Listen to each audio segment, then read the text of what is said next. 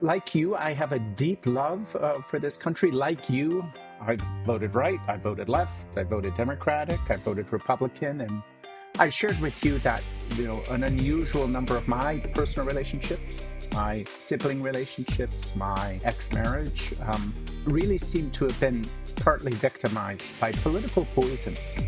Hey, everybody, it's Linda Laurel. I am so glad that you're here for this episode of Our Voices Matter podcast. My guest today is Terry Keeley. Terry has 30 years of experience at two of the world's largest financial firms, UBS and BlackRock. At those very high profile institutions, he served as an advisor to the world's largest sovereign wealth funds, national pension plans, endowments, foundations, and family offices, facilitating trillions of dollars of asset reallocations. In 2010, he was appointed a senior advisor to the Vatican Financial Reform Commission established by Pope Francis. Today, he serves as chairman of the Impact Evaluation Lab, which focuses on bridging the gap between public policy and impact investing. CIO Magazine named him Global Knowledge Broker back in 2021, and in doing so, said this about Terry Keeley. Keeley has been called upon by kings and priests during their times of trouble and walked them back to health. He is a devoted man with extraordinary skills, great wisdom, unique passion, and incredible breadth. I met Terry just a few weeks ago when we attended a conference at Jekyll Island, Georgia. And we had a really wonderful conversation that we decided needed to be extended on this podcast. I can't tell you how excited I am to bring this conversation to you because it so beautifully embodies the mission of this podcast. I hope you enjoy.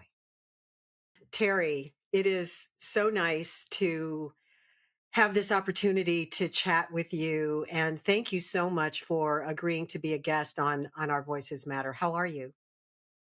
Linda, I'm grateful to you, not just for the invitation, but for everything that you're trying to do. And as you know, we really connected in Jekyll Island. I don't Yes. know when it was, just like 3 or 4 weeks ago. And you were a luncheon speaker. I can't remember morning it, and I beelined to you right after lunch to offer my support for what you're doing in bringing civil dialogue. Um, back to the American experience. And I have to tell you, I was Mm, so happy and honored that you did make a beeline to me mm, so that we could continue, so that we could meet each other and talk. mm, And I'm glad you brought that up because that's actually where I wanted to start. And that mm. is to ask you why? Why did you make a beeline for me after hearing me talk about this podcast and civil dialogues? What was it that you felt so urgently that you wanted to convey? Linda, I have so many thoughts to share, but I think it's simply, factual. Um, that growing up, I'm 67. I felt all my life that I'm an American, um, and that Americans have shared values, and that what unites us is far more than what divides us.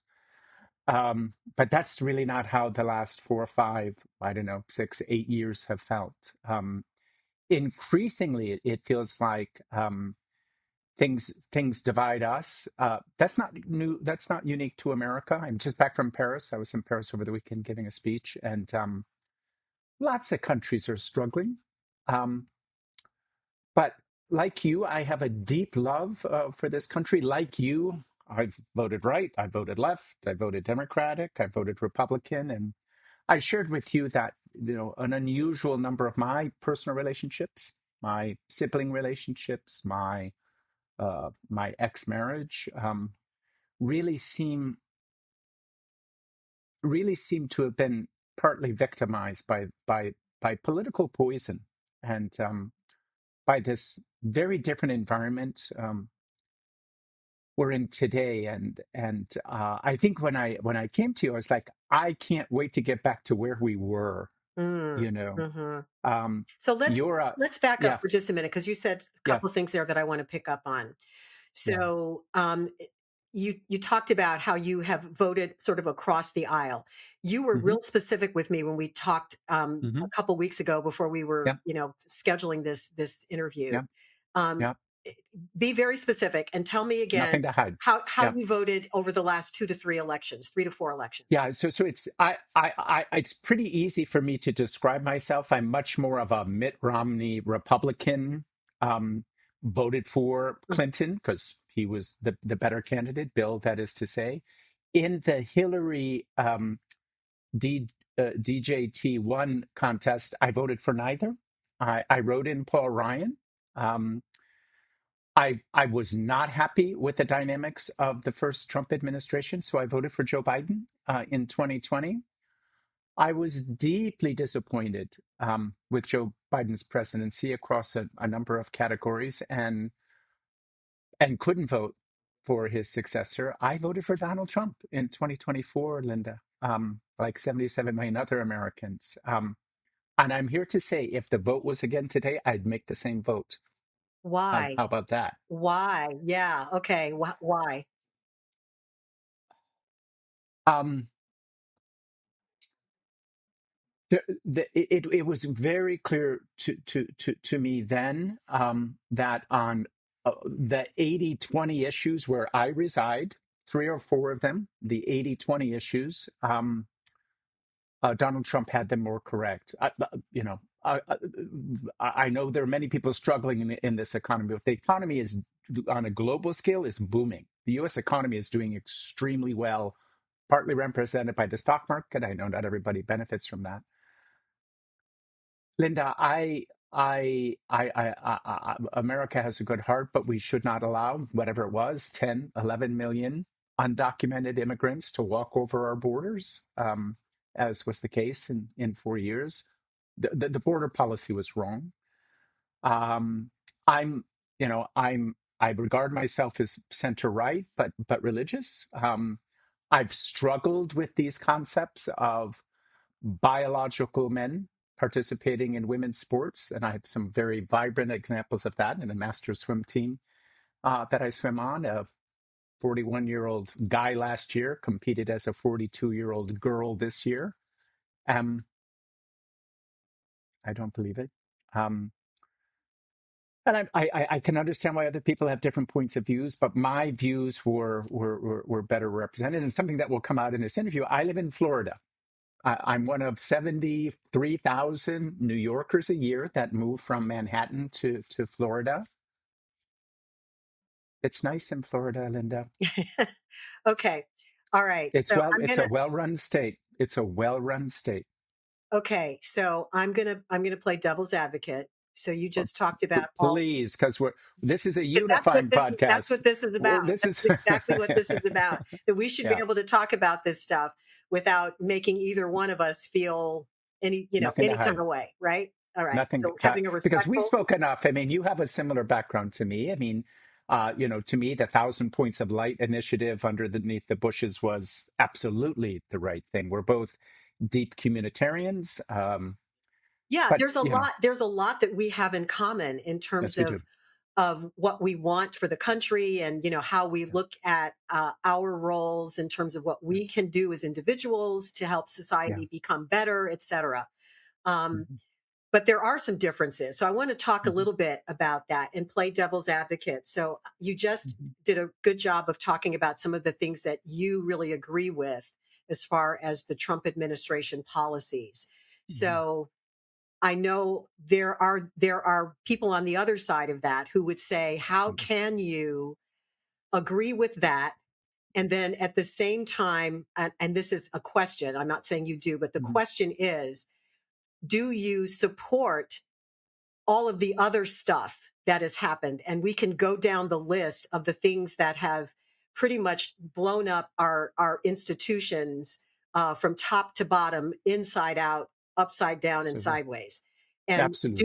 do you agree with that? And if not, how do you reconcile the two? I, I think we had this conversation also in Jekyll. I struggle mightily, Linda, with two types of people right now. One, those who think everything Donald Trump does is right, And number two, those who think everything Donald Trump does is wrong. Uh, I think it is verifiably the case, as it was for Biden, as it is for every president. Some things are right, some things are not right. Would I have gone to war in Iran? Uh, I don't know what facts you have, but no, probably not. Uh, can I think of multiple things? I was horrified the night that Erica Kirk was on TV speaking about forgiving her husband's murderer. Oh, such a moment of grace, such a wonderful moment, a healing moment for the country. And Trump speaks last and comes on, well, I don't forgive him. So wrong, so wrong. That the fights with the Pope. I mean, so being very clear, I find it hard to find a common ground, much common ground with those two types. Everything he does is right, clearly not. Everything he does is wrong, clearly not. Um, and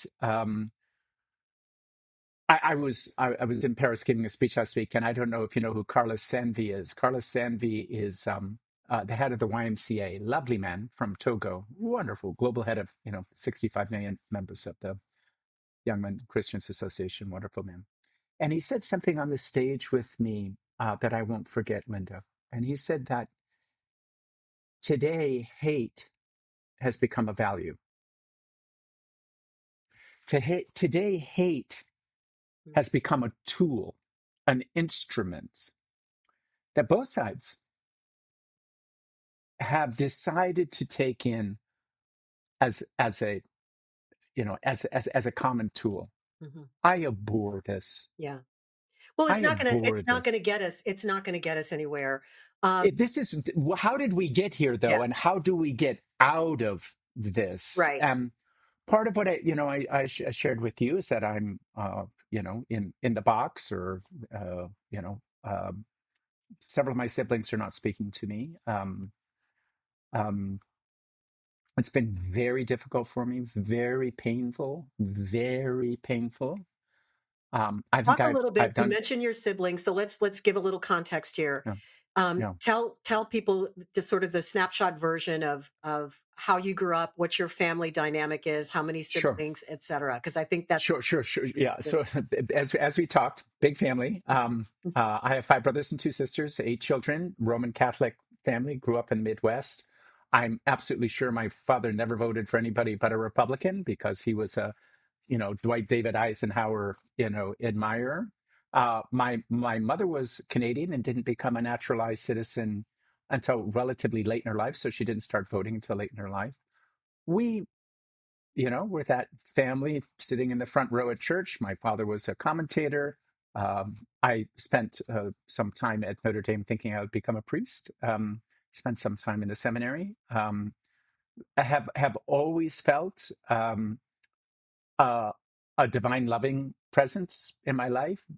Believe deeply, deeply, deeply, Linda, that there is a divine mystery that governs all of this, and that we are called to emulate, the values of Christ and other faith traditions. I don't get okay. to And so but yeah. no, I was So just gonna one of I wanna give what I want you to give one more yeah snapshot of your background, and then we'll yeah move this forward. yeah Um, yeah because and you're a very high profile person in the financial world. So yeah yeah. go ahead. I have 3 gay brothers.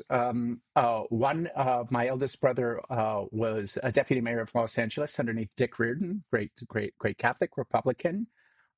My brother Michael from California, deputy mayor, is one of the more conservative members of the family, which is quite curious. The challenges that I've mostly had in the last few years have been with my sister who lives in Minneapolis, and there's stories to tell there that I hope we'll get into. I'd like to get into the Renee Good story together Mhm. if we have time, and share how that sort of blew out into the open, a challenge for us. But the family, I would say, largely speaking, um, everyone works hard. Everyone's put aside money for their retirement. Nobody's on the dole, and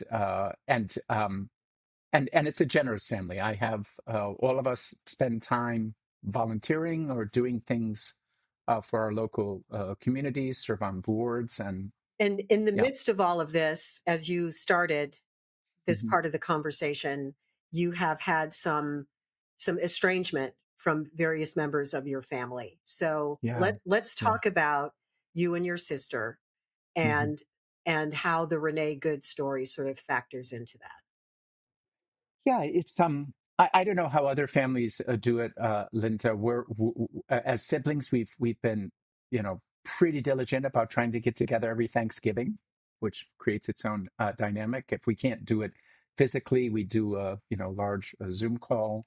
We're also on shared texts, so we're always sending stories, or did you see this, or attaboy, attagirl for our nieces and nephews. So Mhm. there's but those forums have taken on a hyper political tone since Donald Trump's second election, um, and what became very clear is, and I wasn't hiding what I did in terms of my vote. It just became very clear that I was frequently the object of how could you have. How could you have? At one point, my younger brother referred to me in a text, Donald Trump, that he was my demigod. Your That Donald demigod. Trump, Okay. that Donald Trump was my demigod. Mhm. Anybody who knows me, I have a god, and it's God. It's not a demigod by any stretch. And so things started getting personal. And and when when the issues in Minneapolis started arising, I remember when I first heard of Renee Good's death, and it was immediately on. I was horrified, Linda. Americans killing Americans. This is, you have to go Significant. back to Yeah. 1967, right? You have to go back to the Vietnam War and uh, what was that? University and uh, Kent State. yeah, Kent Mhm. State, and it's my gosh, look where we are. And so my immediate reaction is this: well, this is way up. Then not long after, Linda, I saw the video, the actual video, and I'm sure most people have. And one thing that strikes you as somebody who wasn't present when you first watch the video is that it was very clear in the video that Renee Good was asked to get out of the car. Renee Good was asked to, and there was active resistance. Um, I Googled this last night preparing for this. Do you know only 1% of people who are stopped in America actually actively resist arrest? She wasn't being arrested. I understand this was, but to my sensibilities, somebody who's living in Florida, if an ICE agent tells you to get out of the car, you get out of the car. If a police officer says, what are you doing? Show me your license. You show them your license. So what came clear to me is, oh my gosh, she was told, I think, by her partner, drive, baby, drive, and it went very badly from there. So I text this to my sister saying, it looks like from the video that she intentionally, and I was then told, no more communication. I can no longer communicate with you. And that led to one of several multi-month blackouts where we were not allowed to communicate. And I, same facts, different conclusions. People present with the same, and it's very clear. And I want to come full circle on this Mhm. because I'm somebody who's very much a federalist. I think it's absolutely fine if Ann Arbor, Michigan, wants to have a very different type of community than Tuscaloosa, Alabama. I'm okay with that. I don't need every society to be the same. I actually wrote a note to my sister congratulating her and all of Minneapolis. When you actually look at what they did, Linda, looking after their community members, driving children to school so that Hispanic parents would not have to be visibly seen into. collecting money and making sure that neighbors could be fed and safe Hmm. and not deported. Hmm. I've I was like, wow, it's so cool. It's different down here in Florida. It's that's not the way we're doing it in Florida. Okay, But God Gary, bless Minneapolis for doing that. let me interrupt you for a second. I want to Sure. get back to your interpretation of what happened with Hmm. Renee Good Hmm. and your sister's response. Um, I'm sure that there are a lot of people who are watching or listening to this and will say, I agree with your sister Hmm. that not don't talk to me, but she drew a different conclusion than you did, having watched, and I don't know how many angles of the video you have seen, because the conclusion that I drew is not the one that you drew. Hmm. And so I think for so many people, and one thing I would say Hmm. is that and I understand your point about when a person in a position of authority, police officer, ICE agent, FBI agent, whatever, tells a citizen to obey whatever, that's typically what you do. And in I would say that in normal circumstances, that is the case. But we are not living in normal times. And I think that you one has to look at the context of what preceded Minneapolis and Renee Good's shooting, what Hmm. the environment was, ICE literally snatching people off of streets without, I mean, the tensions were extremely high. And so I don't think you can take any of that out of context. And then if you look at all the different angles, et cetera, but it's interesting that as your sister um, looked at the videos and the coverage of what happened and came to her conclusion, and you looked at it and came to yours, that's one of the basic issues that we have to deal with as a country right now, is that Hmm. we can't even necessarily agree on what the facts are. Correct. That's what I said. Same facts, different conclusion. Same Well, facts, different conclusions. Yeah. it's yeah, and so Hmm. it's like how do Hmm. we get beyond that? Hmm. In your view, how do we get beyond that? And then we'll go back to your specific instance with your sister. Well, what I'm not sure we get beyond it. So let me just start with that premise. But what I think is so important, Linda, is that striving for a common understanding and striving for common ground, as Jonathan Haidt in his book *The Righteous Mind* pointed out, and there's all this, I'm sure you know of moral foundations theory, will require all of us to try to appreciate why the other's values may be different, why the other may. So and it, I don't want to get wonky. There's five different things: care, harm, sanctity. But one is pretty easy. Law and order.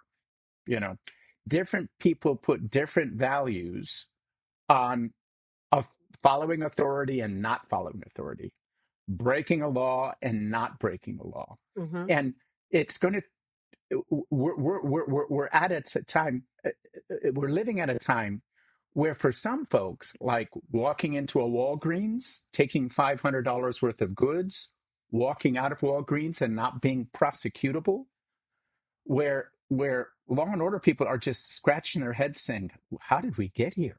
Well, I and um I get that, but here's my question to what you yeah. just said.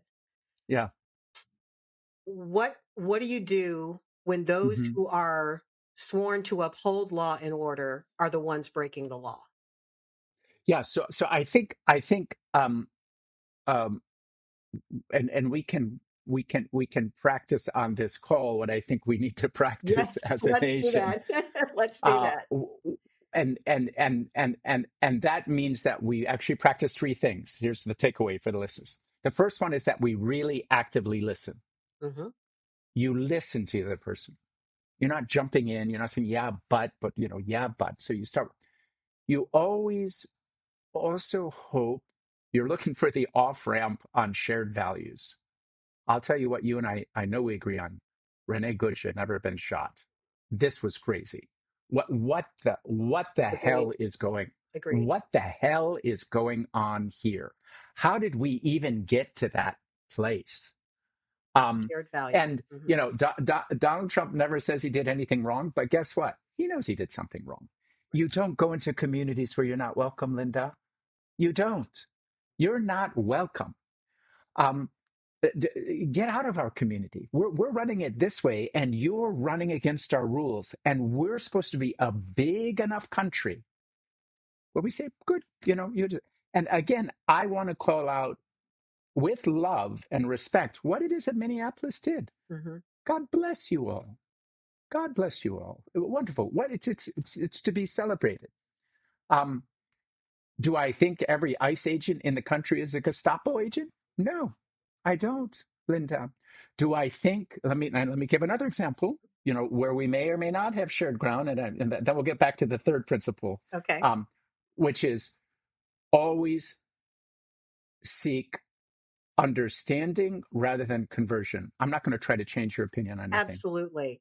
I'm just not. Absolutely. I Agreed. mean, if I believe, Hmm. I have many Mormon friends. I adore them. I think we talked about this too. Which is, but do I think the golden tablets existed? Do I think that guy, rowed the boat from the Middle East to North America, rowed a boat? I don't say that disrespectfully. I really don't. My ex-wife used to laugh about the idea of Mary being a virgin, a virgin birth, which I accept as fact. I do accept it as fact. And so, particularly stuff that's sacred, if your blue glasses are sacred to you, Linda, I'm not supposed to say, you should try a different color on your, stop. So the point is, Just like, as stop. you said, seek to understand and not refute, not convert, but to listen and understand. But the reason why I wanted to do that Minneapolis episode with you and talk about that is my initial information about it was a shooting and somebody died and it was an American shooting another American.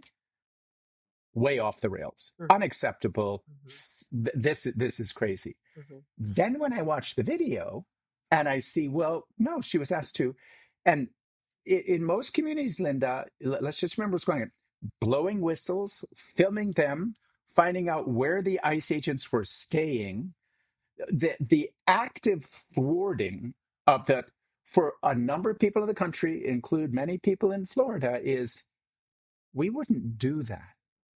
It's the active undermining of whatever ICE agents are doing.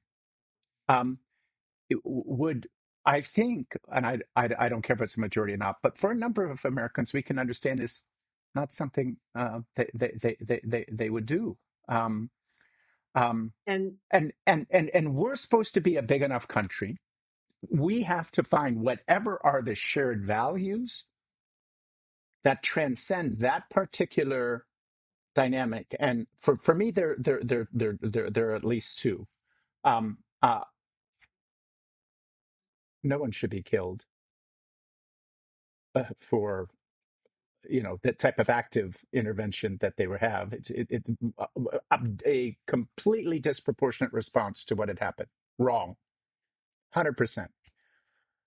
The other one though is, please understand that while Minneapolis may decide to do it that way, Nashville or Washington, D.C., or Tuscaloosa, or you pick a southern city, may elect to do it. mhm, At differently. one point, my sister accused me of living in a Palm Beach bubble. You live in a Palm Beach bubble. That was her. And two things: I live in Palm Beach, and it's a really nice place. It's a really nice place. We have police all over the place, all over the place. It's a quiet, nice, very generous community. Um, and we love people. And I work in soup kitchens, and people are not left behind. And what's And the second thing? well, those are the two things. Hmm. Let's respect that there are certainly universal values. Killing somebody, and the second thing is federalism. Okay. We have to be a big enough country where we can have red and blue can comfortably coexist with different points of views Right. with mutual respect. Okay. I have so All much right. respect for what Minneapolis decided. Okay. Good for them. So when I hear you say about the Hmm. need to respect what the authorities are doing and what the laws say, I, my mind went back to civil rights, to the civil rights era, Hmm. Hmm. when the law of the land was that people who look like me Yeah. in the years that Well, look at it. preceded that were not, Yeah. and still aren't, in many people's eyes today, considered human. I mean, that's No just a debate, fact. Linda. Not going to debate. Okay. And more And importantly, so, but I respect your feelings yes. about that. Yeah. Okay. Yeah. Thank you for that. Yeah. And I think the point that I'm trying to make is what Renee Good and the people of Minneapolis were doing in a situation where they felt like their rights were being infringed upon, and that ICE, in the position of authority, was exceeding what the law allows, that Hmm. the recourse, as our Constitution Hmm. tells us we're able to do, is to exhibit our free speech and to do what we can to Yeah. stop that from Hmm. happening. If the Yeah. civil rights movement had not succeeded in the Yeah. 1960s, I would not have the life and the Yeah. job and the career and everything that I have today. I have those people who Hmm. were, hosed and shot at and Hmm. all of the above, to thank Yeah. for standing Hmm. up against what the government was doing that was not Yeah. right in terms of human rights for individuals. Yeah. And so we can have a conversation about, whether Renee Good was trying to move away from the officer and if he jumped in front of her and shot, or the opposite, Yeah. which is where the No, two just not sides. not a useful conversation. We But could have it, but let's not. we Yeah. don't need to go there. But the No. point Yeah. that I want to make is, Hmm. well, first of all, I'm so glad we're having this conversation. Um, But we knew we were going to get into it. So yeah, but yeah. here's the thing, Yeah. yes, and the conversation that we're having, first of all, not everyone will have it. That's Okay, right. not Yeah. everyone will actually have the conversation. So it's your sister saying to you, "Don't talk to me. You just told me how you feel about what happened." And I am so far away on the other side of what you have concluded. I don't even want to talk to you about it. Well, Right. as it's I understand that, and Hmm. she has every right to respond that way. And then the Right. question becomes, how do you get past that? And Hmm. when you take that kind of a division and you extrapolate it into our entire society, which is where we are now, Yeah. one side Yeah. saying, I don't even want to talk to you Yeah. because you're crazy, you're wrong, you're this, you're that, everything is all this or all that. And Yeah. newsflash, life is all the gray stuff and the mushy stuff in the middle. It's Yeah. not all black and white. It's very Yeah. complicated. And we Yeah. have to be willing, in my opinion, to wade into the Yeah. muck and try to figure it out. Otherwise, we're just going to kill each other. I mean, what's the point? Couldn't agree with you more. And let's and maybe let me yes and you, Linda. Okay. And we should hope that from our top leaders, Mhm. from our presidents and governors and ministers, that they also feed into a more healing narrative, a more unifying narrative, which is not what we have. Um, and so let's be very clear. Overnight, I don't know when this was air, but Virginia passed their law Mhm. taking away 4 seats from Republicans, I think, and giving them to Democrats through the. And nobody who looks at that individual act would say that it's fair, but then, well, what did Texas do? What did, Exactly. how did this, How did all of this start?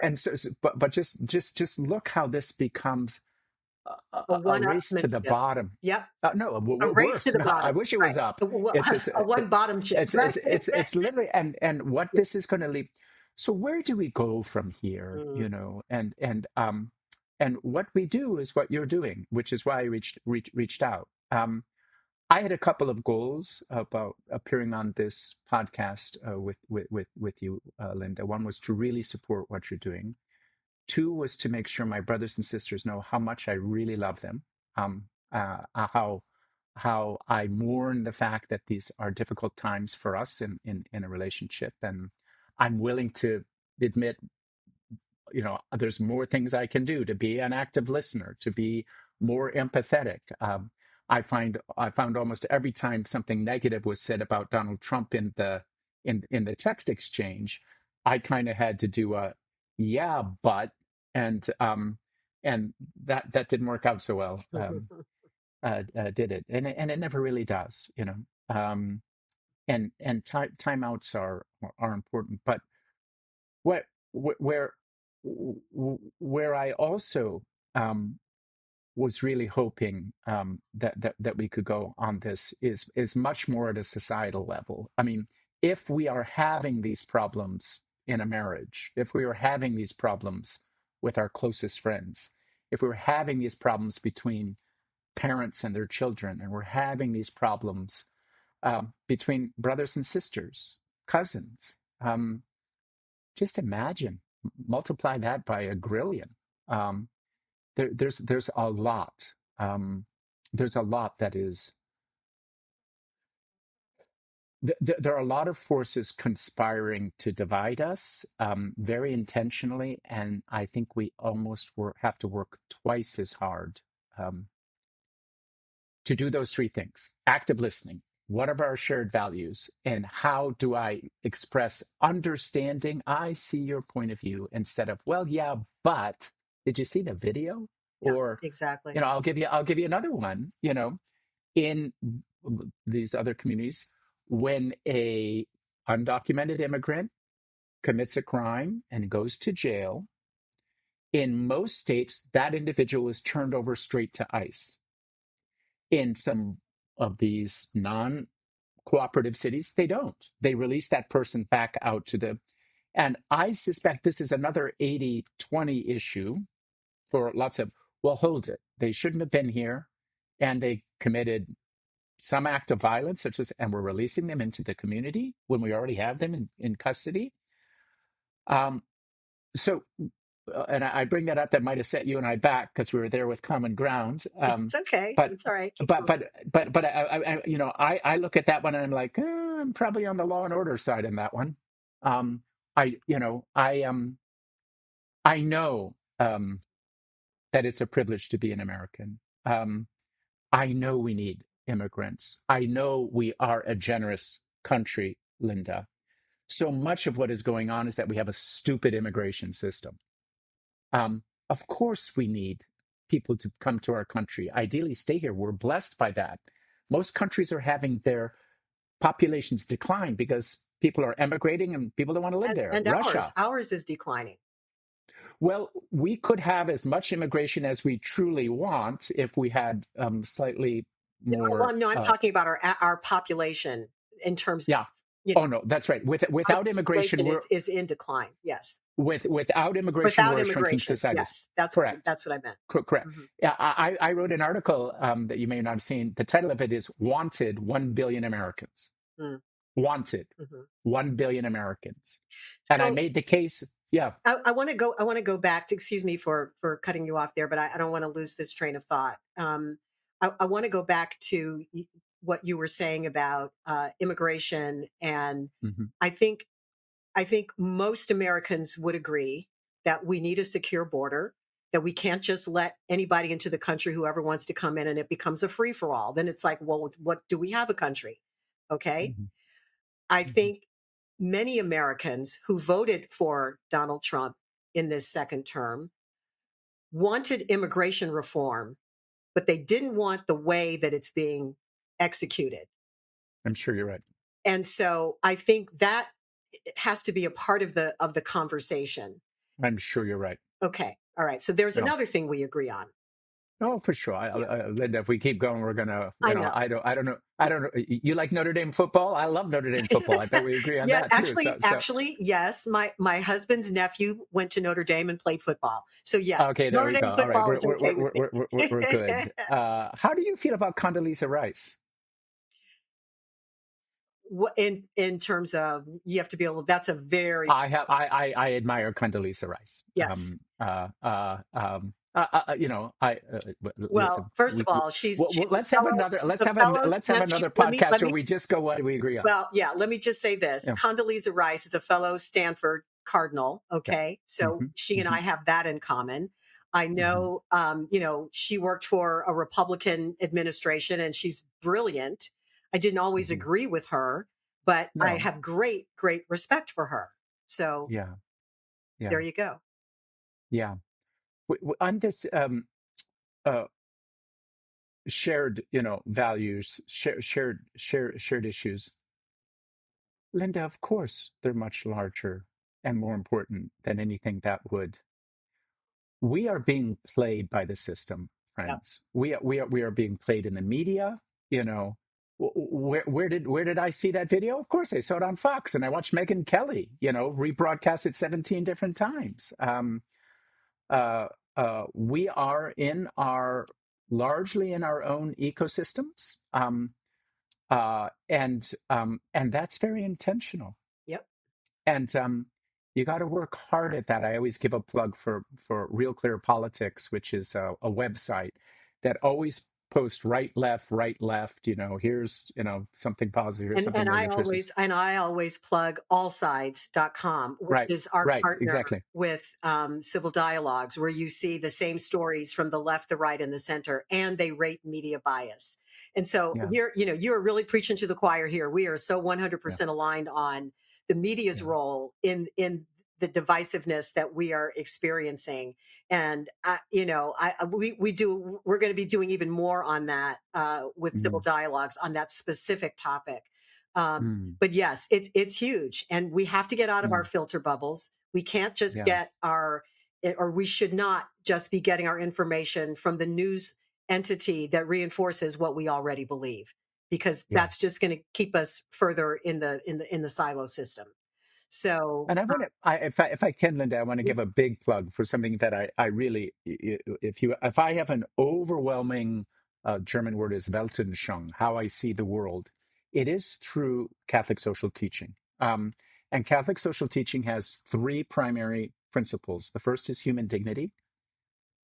There is simply no doubt that we are all equally possessed, particularly in God's eyes, of the same level of dignity. There is nothing. I don't care if there's a physical, whatever it is, we are all equal. We are all the same. We are all divine in God's eyes in human creation. That's principle number one. Principle number two is the principle of subsidiarity. Subsidiarity is a slightly complicated, but it basically says that people have responsibilities, and that we are called to live up to those responsibilities, whatever our capabilities are. And individuals have responsibilities, families have responsibilities, communities have responsibilities, countries have responsibilities, international organizations have responsibilities. But the third one is the one that most people love, which is solidarity. And solidarity is we are our brothers and sisters' keeper. That no one gets left behind.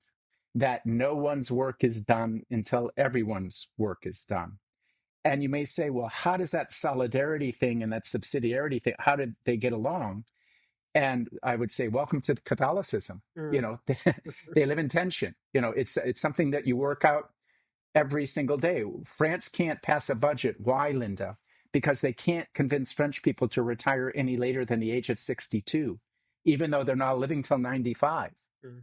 Well, bad news, French people. I love you, great food, but you have to work later than 62 because you do not have enough money or a society that's going to be able to support So 35 years of retirement. glad you brought this up, because you're bringing us back to sort of what your your career has been through all these Mhm, many years at mhm, BlackRock and at mhm, UBS and mhm, the financial world that you are so mhm, well known in. I have a question for you. Would mhm. you have been comfortable? And so today you're not working for either of those entities. You tell people No, I have 1.6, I have my own firm that's dedicated to impact investing right? and really trying to find the best strategies where people can put their capital to work that make the world more inclusive, Hmm. that serve the underserved, that promote sustainability in this beautiful world that we've been gifted. I don't know how you felt when those four astronauts were sending those pictures back. My heart soared. Yeah. Oh my God, Yeah. We can have a whole nother conversation about that. and the theory of everything that's Yeah. just coming out. Yes. This is a And then so and so so so your firm that you have created since you left UBS and BlackRock is about all of it, everything that you just said. But here's my question. Would you have Mhm. been comfortable doing this interview when you still worked for BlackRock? Sure, You would have. always. I've never had it. You know, And I'm Linda, really I happy to wrote hear you say that because I know it's no. not easy Oh no. when you're a person in a position of power and influence, in especially in your case in a conservative circle or whatever circle you're in, whether it's conservative or liberal or whatever, and you're in that Hmm. position when you espouse your personal points of Hmm. view, sometimes Hmm. that can blow back. And you're Well, saying that I'm very proud of my time at BlackRock. I think of Larry Fink and my colleagues there as wonderful people, but very candidly. But I ended up writing a book about stakeholder capitalism when I was at BlackRock that they did not want me to publish because it was going to put pressure on one of their business lines. And I said, sorry, guys, it's coming out. so And, that was you standing in your values. that was a profile of courage that was largely born of my core belief, Linda, that we're here to serve something larger than ourselves. Agree. And, um, and we are brothers and sisters keepers, darling. We Yep. are. Agree. And by the way, that for me, and I don't want to get religious on this, but to me, the fundamental truth of Christianity is that if you want to be fulfilled, if you want to feel really great about your day, go help somebody. Go Absolutely. find somebody who's Yeah. go find somebody who's hurting and unhurt them. I sat next to this lovely man at dinner in Paris on Thursday night, French guy. And I says, how's it going? Because it's going great. And I said, well, what do you mean? He goes, oh, Pourquoi? I just have a wonderful life. And I'm like, what do you do? You know what he does, Linda? He works for the L'Arche community. I don't know if you know the L'Arche community, I do not. but it's basically a group of hostels, homes, where individuals take care of severely handicapped individuals, Mm, severe, spina bifida. And he had this beatific smile about how he was, doing something for somebody who could barely talk, and just knowing that they were connecting. He was joyful, Linda. mm. He was joyful, and listen, I had the honor, the privilege of serving Pope Francis as an advisor to the Vatican, and I always say my Catholic Church has the heart of Pope Francis, the brains of Benedict XVI, and the fortitude of John Paul II. Even though those three guys didn't agree on a lot, in fact, they had some pretty big disagreements on doctrine and even on the economy. But just think about that idea. How do you take this? How do we take the great things about America? Oh my Mhm, gosh, mhm. we are a generous country, Linda. We want, of course, we don't want bad people to run the Ukraine. We don't want bad people to run Iran. We don't want to bomb anybody either. We do want peace and justice, prosperity, sustainability for everybody. That's Um, what we want. and as we begin to wrap this up, I want to take Mhm, it back to your sister in one moment, but because you brought mhm, up your mhm, service at the Vatican, as mhm. you know, President Trump has been in this sort of back and forth with with Pope Leo. What are your thoughts on that? That that Donald Trump has never had a filter and never will have one. And you, you know, there's just so many things I pay no attention to. Um, what Donald? I don't want to. I actually I don't even want to do this. Okay. So it's like, I get it. I you know, understand. I don't. I just, you know, waste of time. Next, here's what I will say, Linda, and I said it often. I want President Trump to be successful. I wanted Joe Biden to be successful. I want Zohran Mamdani to be the best mayor New York City has ever had. Uh, I want them. I mean, let's get Mamdani a chance. He was elected. Maybe he'll figure out something to do with those crazy cost of living problems. And but look what he did. Something smart. First thing he did, Zohran Mamdani, is reappoint Jessica Tisch as police commissioner. That was a pretty good idea. That was not dumb. So my president, my governor, whoever they are, I want them to. I want Tim Walz to be so successful in Minneapolis. I don't want him to be in Minnesota. I don't want these people to fail. We want all of our leaders to be successful. We do. I I can't. You know. That's what we elected them to do, because then that means that we are all better off for their success, Yeah, which and I've also I'm friendly with different folks, but I had dinner recently with Bill Barr, who was the Attorney General underneath George W. Bush, and then also Trump won. I said, you know, Mr. Attorney General, do we have a constitutional crisis right now? Or are we going through a civics lesson? And his response was civics lesson. Not a Trump's going to lose almost certainly these midterm elections. So he's got only about 3-4 more months to figure out what may lose the Senate. He may end up resigning, for all I know, pardoning himself and pardoning his. I think uh, I'm looking forward to the deep dives in the financial activities of he and his family. That just simply doesn't pass the smell test, glad to Linda. hear you say that. Yes, I Doesn't agree. pass my smell test Yeah. at all. But I will say that my Venezuela ends up being free, Cuba ends up being free, Iran ends up being free, the Ukraine war comes to an end. There could be a series of foreign affair breakthroughs that, with the benefit of 10, 20, 30, 40 years history, when we look back on this, we'll say, you know, yeah, maybe he was a better president than we thought at the time. By the way, I said the same thing during the Iraq War and was proven wrong. So I supported George W. Bush in the Iraq War, and I kept on saying, we can't judge this yet. We've got to look at this through a longer. And no, that was a mess. It was mishandled. Um, but I I always want my leaders to be successful. Of course I do. I I can't tell you how much I really am loving this conversation, because it embodies everything that I set out to do when I Yeah, I started know this that. podcast. Hmm. Because, there are a lot of places where you and I disagree, and there are a lot of Hmm. places where we agree. And Hmm. nobody is all one thing. And I think Hmm. you are an incredible example of that. And I really appreciate you being so generous in sharing all of that from a personal perspective. And as we wrap up, I would like for you to talk to your sister.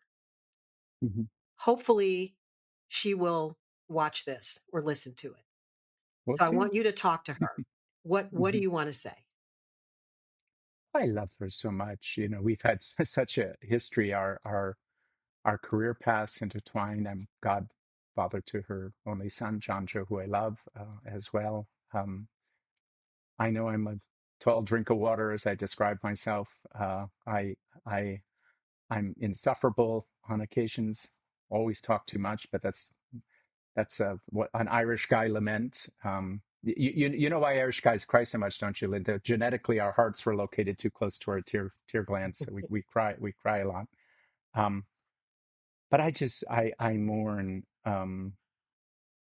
I mourn how external events seem to have gotten between us, and it's even worse with my little brother, Okay, who I'm gonna recently stop accused me of Terry, abusive Terry, behavior. Terry, I'm going Yeah, to stop you for a moment, yeah, because I yeah. want you to really talk to her. I want you to say her Hmm. name, and I want you to talk to her from your heart right now. Yeah, Michelle, you know how much I love you. You just know. And I'm just really sorry that this has been a tough period for you, for both of us. And I'm proud of everything you're doing. And I'll always love you. And I hope we can get through this at some point, and you can meet the lovely lady I'm dating, because we haven't met her yet. Hmm. I love that. And Michelle is your sister's name, did you say? Yes, Michelle, Michelle. you are invited to come on this podcast with your brother when you are ready. So As you know, we asked her and she said no. it's okay. It's all right. Baby steps. Okay. Baby Yeah, steps. yeah. Terry, oh my gosh. Hmm. Um, thank you.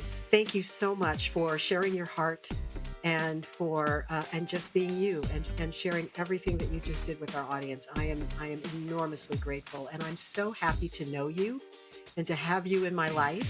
And I look forward to many more conversations with you and to maybe someday doing some work with you. I don't know what that would look like, but uh, I'm grateful for you. Thank you. Linda, I'm so grateful for what you're doing, and that's why and we should thank David and Philippa Stroud for the Yes, invitation that they gave who us to meet introduced us at Check. Yeah, at Forum at Network Forum. Weekend, Forum Yeah, Club Weekend yeah, in Jekyll yeah. Island, Georgia. And so, Big shout out there, and yes, for all that they're doing to, yes, to find our common ground, and to just never let us forget we're each other's caretakers. We are each other's brothers and sisters, all of us. thank you so much. Thanks, Terry. If you are estranged from a loved one, a friend, a coworker, I hope this conversation resonated with you and that some of what Terry and I shared with you will help you find your way back to each other. I so appreciate you being a part of the Our Voices Matter community. Thank you for joining us. I'll see you next time.